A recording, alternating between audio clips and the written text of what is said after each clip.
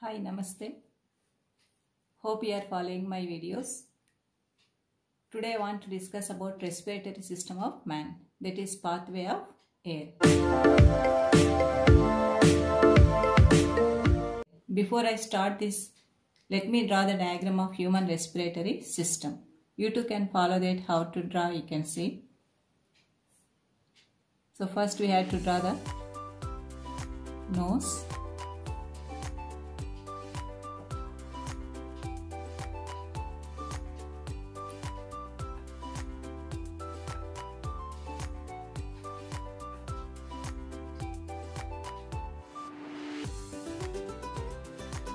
This is the internal portion of the nose.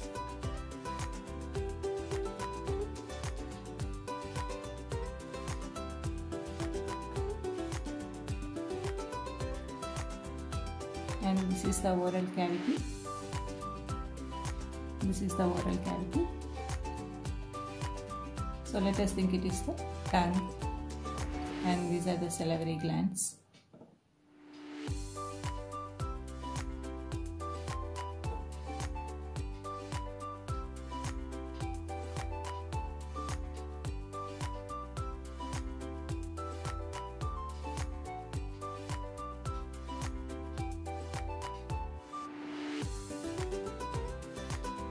The next portion,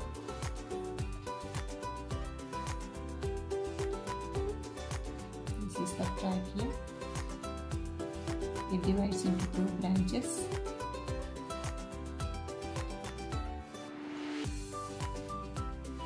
And these are the lungs. This is the right lung. And this is the left lung.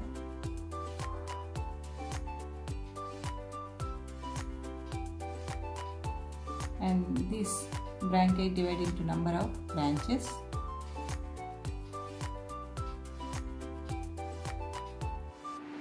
In both the lungs, the bronchi divided into number of branches.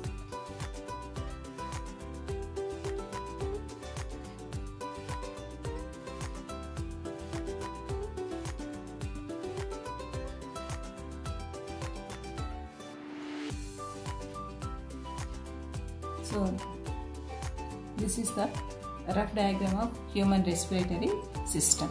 Now let us learn the parts one by one.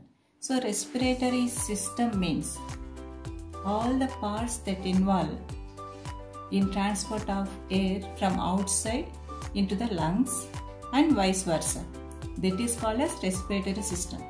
So we have tried all the parts which help in transporting the air into the body and out of the body. That is the respiratory system. So there are different parts in the respiratory system.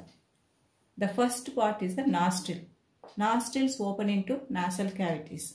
Nasal cavities open into internal nares. That means nasal cavities enter into the pharynx through the internal nares.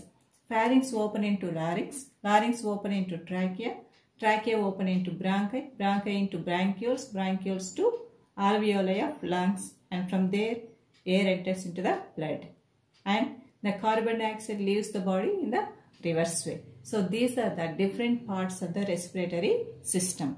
Now I want to discuss all the parts one by one. First about the nostrils. So what are these nostrils? These nostrils are nothing but the external openings of the nose. Suppose if you take, this is the nose part. So these are the external openings of the nose.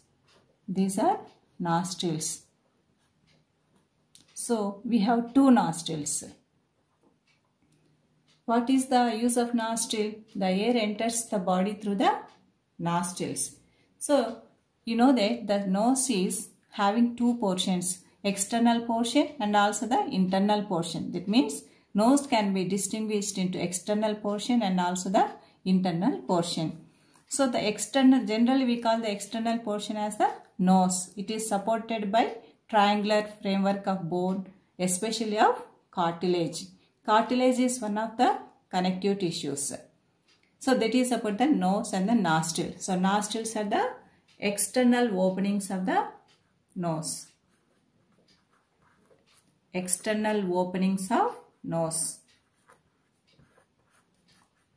So air enters the body. Air enters the body. Body through nostrils. Through nostrils. So that is about the nostrils. Then coming to the next part, that is nasal cavities. If we observe here, these nostrils are opening into the passages known as nasal cavities. The internal portion of the nose is having two passages. So here if you see, if you observe like this, there are two passages. These two passages are called as nasal cavities. Nasal cavities are the two passages in the internal portion of the nose. If we observe here, these right and left nasal passages are separated by a wall-like structure that is known as nasal septum. Septum means wall. So the nasal septum is separating the right and left nasal cavities. If we observe here, the nasal cavities are lined with the mucus secreting cells known as goblet cells. So if you see the next part, that is nasal cavities. So there are two nasal cavities and these are lined by mucous membrane.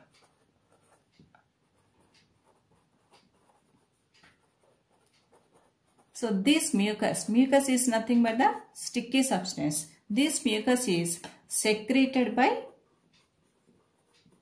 goblet cells. The cells which are secreting the mucus or the sticky substance is known as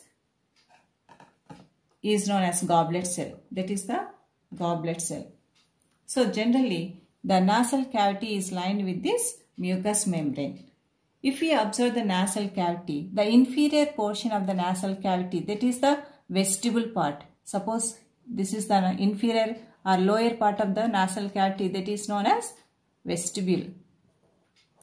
So this vestibule is surrounded by small hair-like structures. So that small hair is surrounding the vestibule part. So this hair at the vestibule, it helps in trapping the tiny dust particles present in the air. So it is one of the functions of nasal cavity. The hair near the vestibule, that is the lower part of the nasal cavity, traps the tiny dust particles present in the air. So if you see the functions of nasal cavities, first one, that is, it traps tiny dust particles.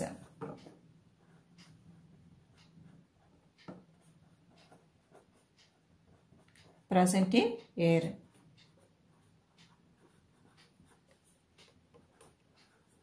That is the first function of the nasal cavity. Let us see the second point. So when the air is entering into the nasal cavities, the temperature of the air is adjusted to the body temperature. Outside air may be somewhat hot when compared to the internal temperature of the body. So that's why the temperature of the air is adjusted to the body temperature. Temperature of air is adjusted to body temperature.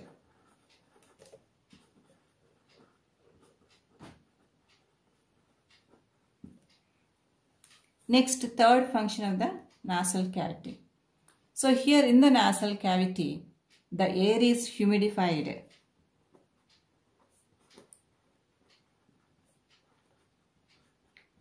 From the mucous membrane, the air gets some water vapor and get moistened. The air is moistened, or we can say air is humidified in the nasal cavities. These are the three functions of nasal cavities. Traps the tiny dirt particles present in the air. Temperature of air is adjusted to body temperature and air is humidified. Easily you can understand or you can remember the functions of nasal cavities when you compare these nasal cavities with the AC. So even in the device AC, we can see these three functions. So like that you can remember the functions of nasal cavities. So nasal cavities are compared to AC. So that is about the nasal cavities. What is the next part? That is the internal nares. So suppose if you take these nasal passages like this internally, so these nasal passages open into the next part, that is the pharynx part, through the internal nares. Internal nares are nothing but small holes. So through these internal nares, the nasal cavities open into the next part, that is the pharynx part. So now let us know about the pharynx part.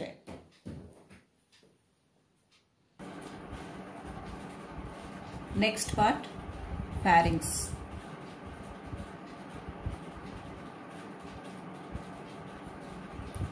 So the nasal cavities open into pharynx through the internal nares. In the diagram we can see this part is called as the pharynx part.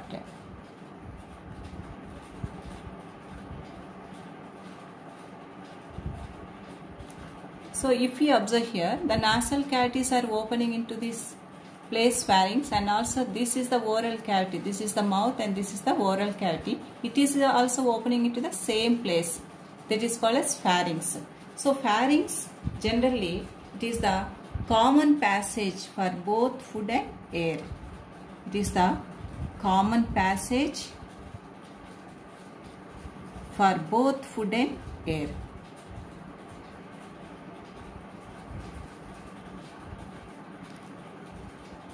Or we can say it is a common passage for digestive system and also the respiratory system.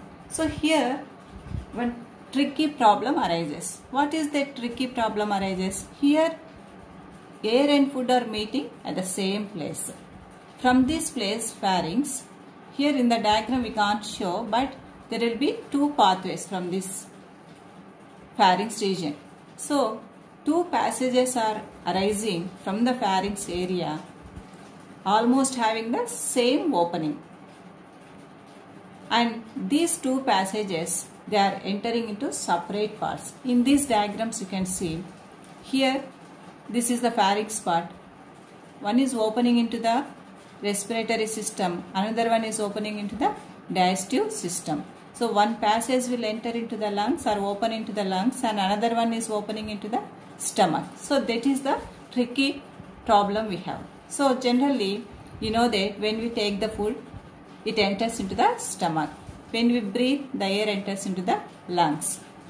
So here there is one structure, important structure in the pharynx, that is called epiglottis.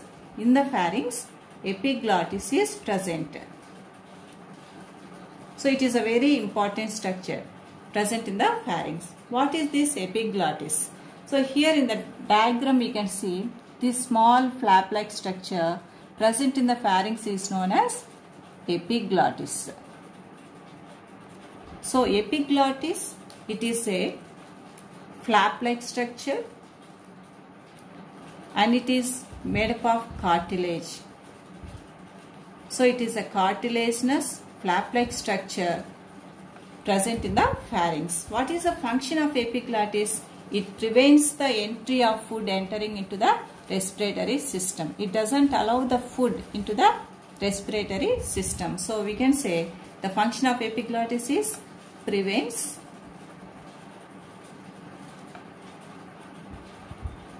entry of food into trachea.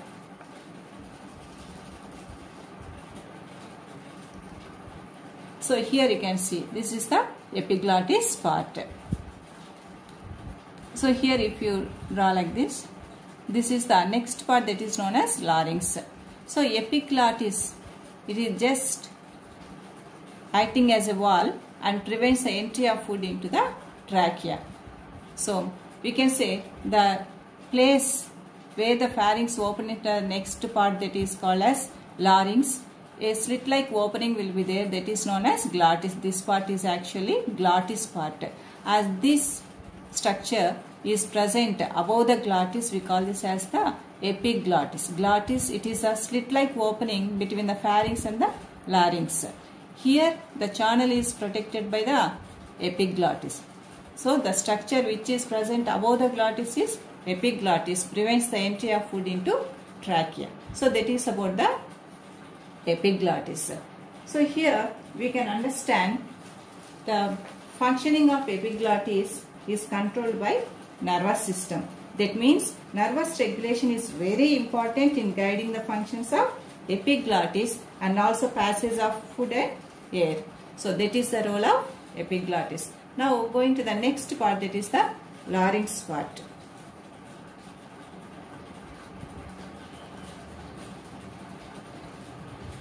So what is this larynx?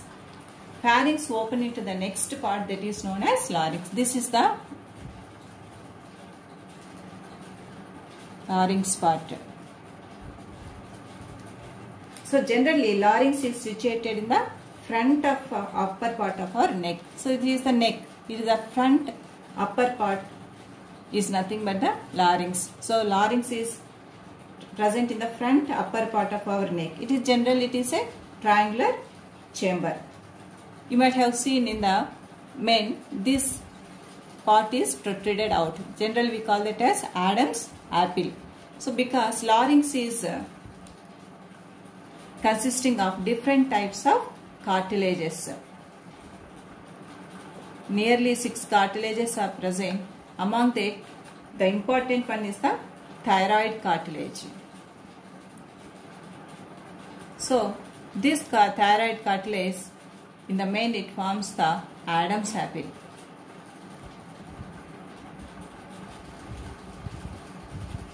So larynx is called as voice box.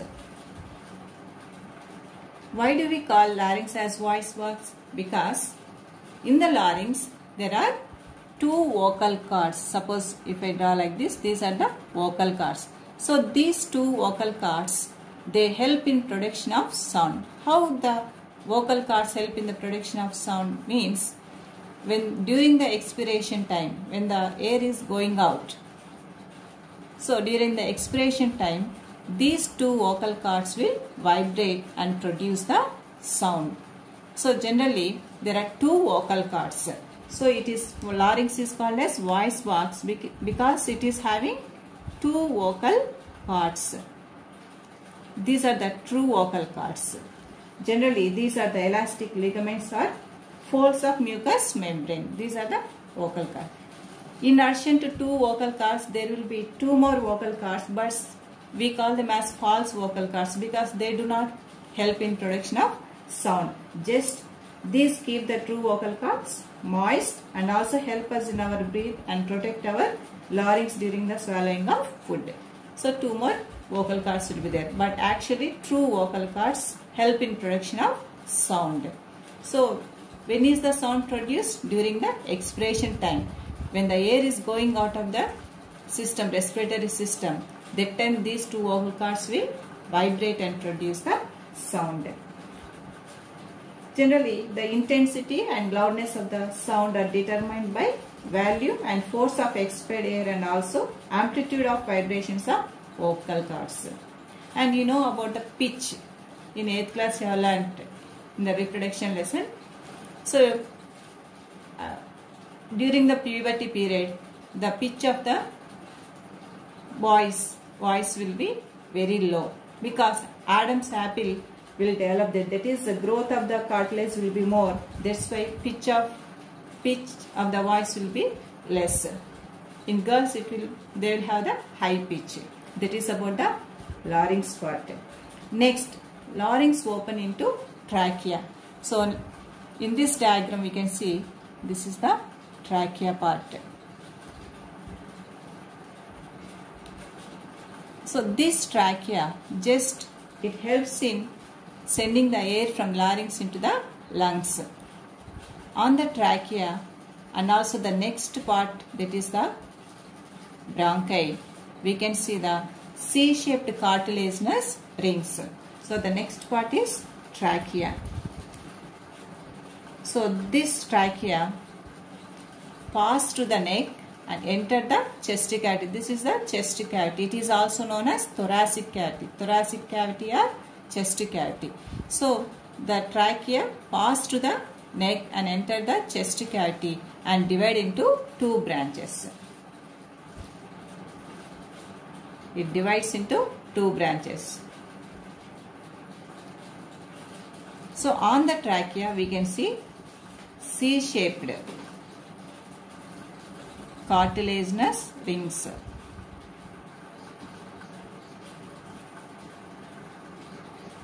What is the use of these cartilaginous rings? They prevent the trachea from collapsing. So that is the role of C-shaped cartilaginous rings on trachea. These cartilaginous rings are present not only on the trachea but also on bronchi. The next part, those are nothing but bronchi. So next, going to the next part, that is the bronchi. The two branches which develop from the trachea are known as bronchi. These enter the lungs. So there will be right and left bronchus. Bronchus means singular.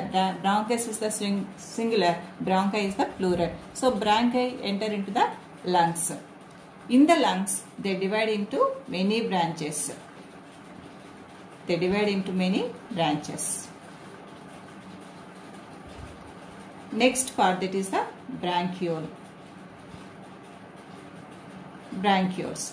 So these bronchi enter into the lungs and then they divide into many branches. So secondary, tertiary branches will develop. The tertiary branches are nothing but the bronchioles.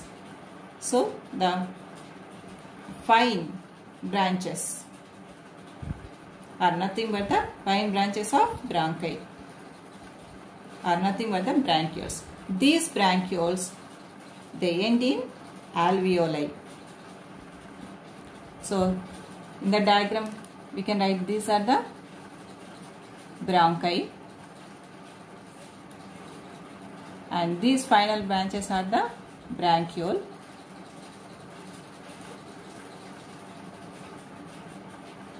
And each and every lung is made up of very tiny chambers which are nothing but the alveoli.